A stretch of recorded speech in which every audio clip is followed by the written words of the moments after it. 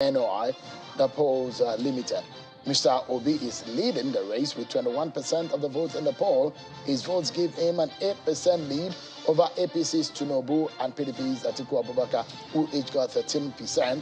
They are in joint second race in the votes to end up as second runner-up in the lead to the 2023 election. Now, the presidential candidate of the Nigeria People's Party, Rabiu Kwankwaso, was fourth with 3% of the votes.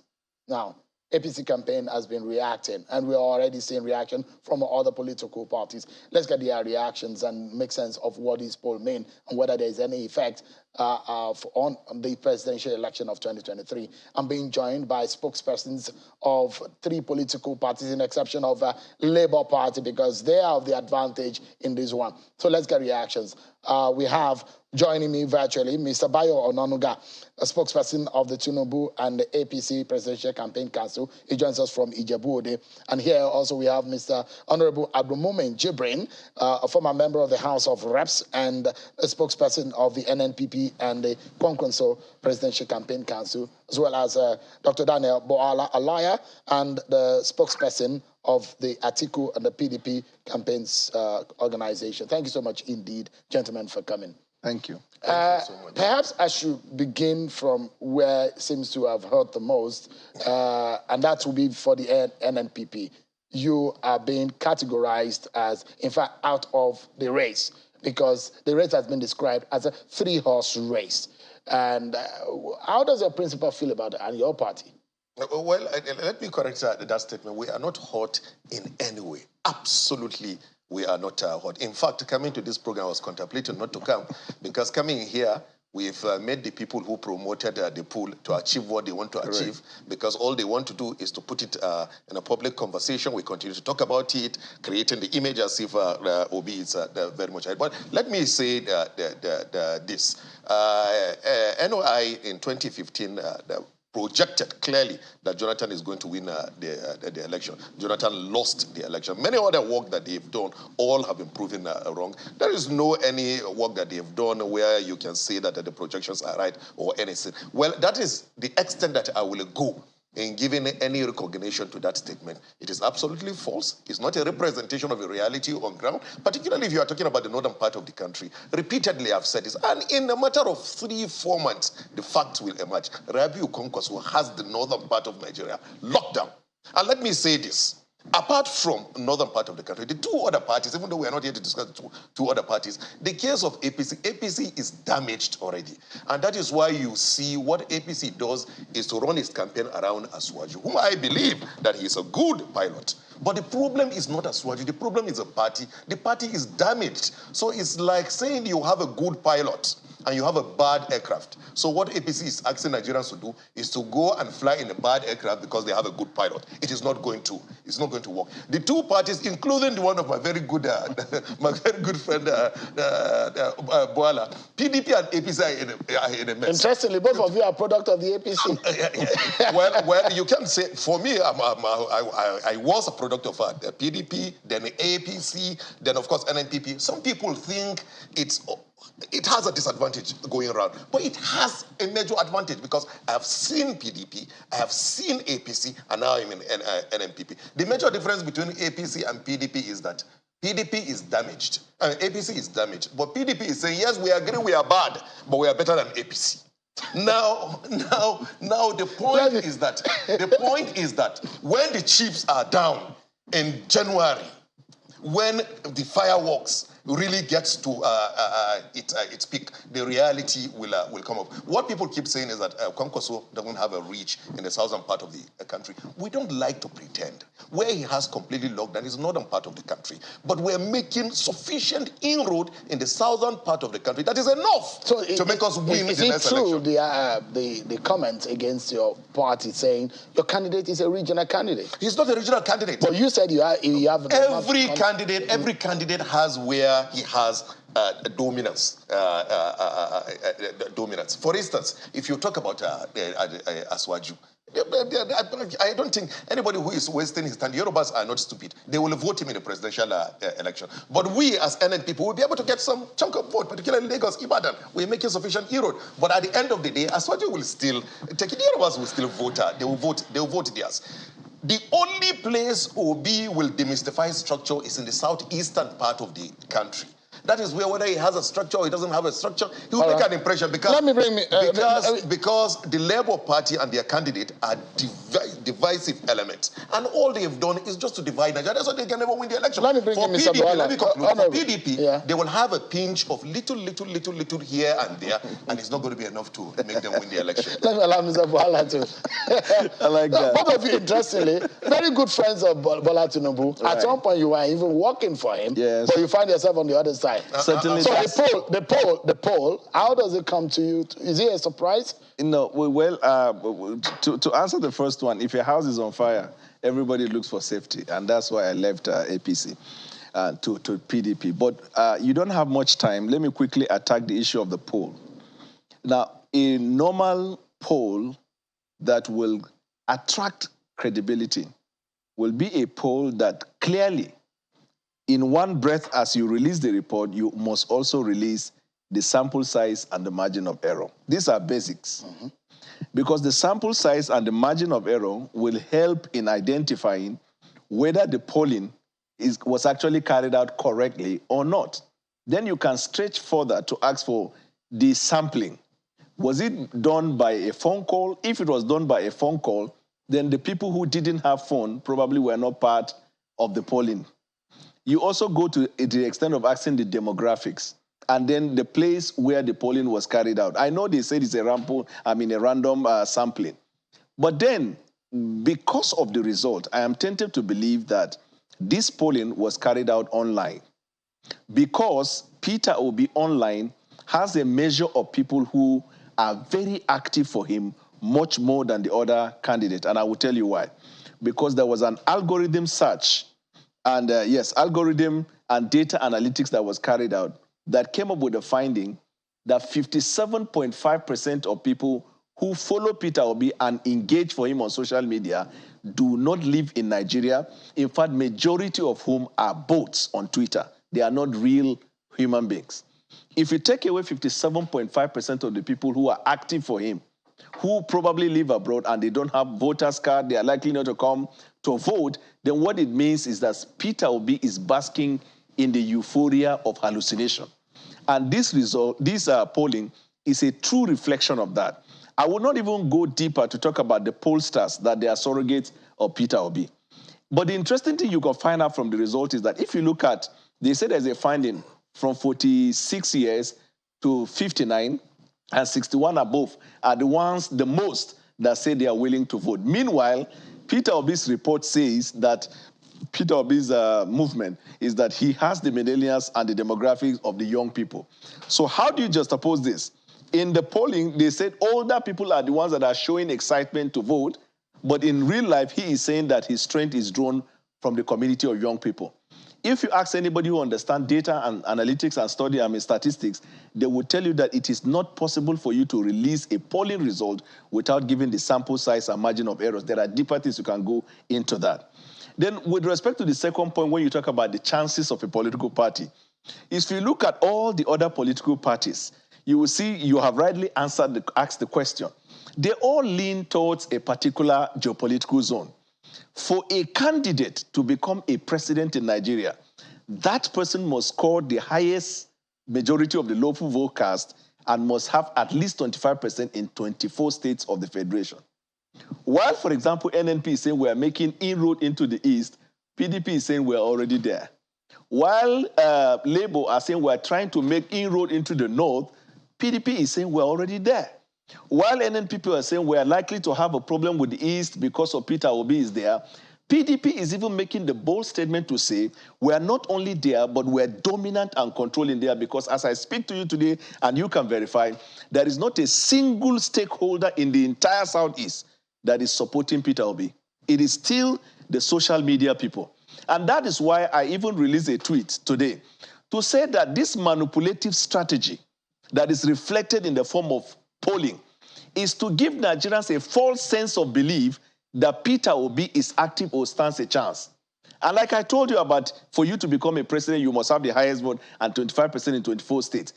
Peter Obi, if he's able to win 3 states in Nigeria, I will throw the biggest party for him. All right, let's allow Mr. Onanuga, who speaks for the APC and Bola Tinubu, to weigh in. Mr. Onanuga, give us a sense of how this comes to your team and your party, and of course your candidate, knowing that the poll is not in your favor and you come a distant second with that percentage. Is this a lesson for you to work harder? No. You see, Sheung, honestly, I do not want to dignify that poll with any comment. We've already released a statement about how we feel about the opinion poll. Well, it's not an opinion poll, really. There was no poll conducted. From the result that we saw, the summary that they gave, I believe some people just sat down somewhere and concocted a so-called poll. If we look at it, the way you have to dismiss it is this. Look at under Southwest. The NOI poll gave our candidate 18% in the Southwest. That is our candidate's own base. How can anybody sit anywhere? You don't even need to do any opinion poll to know that that is the stronghold of our candidate. And then they went to the Northeast and gave our candidate again 18%. Whereas the same people gave Peter Obi for a 64% in the Southeast. You can see that there's no logic in this thing. It's a lot of what I You don't think, Mr. Onanuga, that this looked like a change of time? I mean, a changing scenario in our politics, even across board. The so-called established political parties, there seems that there is a changing, the wheel of change grinding gradually in our politics. Don't you think so? That could be another explanation to these signs that they are put forward. There's no rule of change in the way the Southwest people will vote in 2023. Historically, the Southwest people will back their own. Everybody knows that. Also, if NOI poll can say the Southeast people are going to back Peter Obi, why is it not good for the Southwest to back their own candidate? But besides that, it's not just backing our candidate. The Southwest will back our candidate because it's just a good candidate. It's the best on the field. And that's why we're going to get the support of the Southwest. So as far as we are concerned in the APC, that poll is something that is only meant for the trash can. It's not something that we should waste our time actually debating or talking about. Well, it's not a scientific poll. It's not computer. It's just a mere trash. Those who conducted the poll says it's based on science. Sometimes science... It cannot be based on science. Now, the question is, Mr. Jibrin here has said that your party is in tatters. The party is in trouble. And that your party is like a broken aircraft with a good pilot, which is your candidate. How do you react to that? Well, that's his own opinion, but it's wrong. Our party is very, very strong. Our party is in a pole position to win this election. And if you're to, I mean, because you're a very senior journalist in the land, if you use your journalist mind, I mean, that's in the local parlance, if you use your journalist mind, how do you rate your candidate? Is your candidate really looking good at the moment, or you are trying to make amends where you think that things are not right? We have no doubt at all that our candidate is the person to beat in this election. He's looking good. He's far, far ahead of all his rivals in this race. And we have the belief that come February 25, 2023, is the man to win the election, hands down. All right. Mr. Honorable Jibrin, let me come back to you. Now, this race, based on the poll today, is not favoring. And in fact, NOI poll may not be the only platform that I said Kwankwanso may not be right in the front. How do you convince Nigerians, aside your own members, because when you see your members, you know what to tell them. But Nigerians are well discerning. What do you tell them? Well, I think the best way to get an answer is to investigate what they are saying. Now, for instance, my very good brother, by the way, Daniel, just talked about PDP being everywhere. But what he will not tell you is that PDP been everywhere. How? In 2015, they were defeated roundly. In 2019, they were defeated roundly. In 2023, they will still be defeated roundly. They are not anywhere. Their candidate is not a match to Kwankwaso in the northern part of the country. When you talk about APC, what APC do not want anybody to talk about is the fact that APC has been winning all these previous elections because they always start the election with a balance sheet of 12 million votes because of Buhari. Ask anybody, because of Buhari. Today, that 12 million vote is no longer there. For the first time in 8 years or in 10 years, APC will start a presidential election with 0. Where are they going to get? But Buhari is still a member of the party, isn't it? Where are they going to get? It will still be going around with Tinubu. But please, let's not even go into that. You all know what the problem that there is. Where are they going to get 8 million votes? That's what the leaders of APC are not even addressing now. They will start from 0. Show me one person within APC that can influence that chunk of vote. They cannot have it. And so the reality of the matter is that Kwankwaso has the North locked down, and he will have sufficient votes from the southern part of the country. We're making inways. In Akwa Ibom, where we have a very, very good person who is our governorship candidate who is doing well. We have that in Oyo, we have that in Lagos, and a couple of states, and we're going in there full force. By January, the reality will down. So let me tell you, and I'm happy that my elder brother here was able to knuckle it up for me. He said that PDP lost in 2015. And he also said in another breath that Buhari always brings 20 million votes.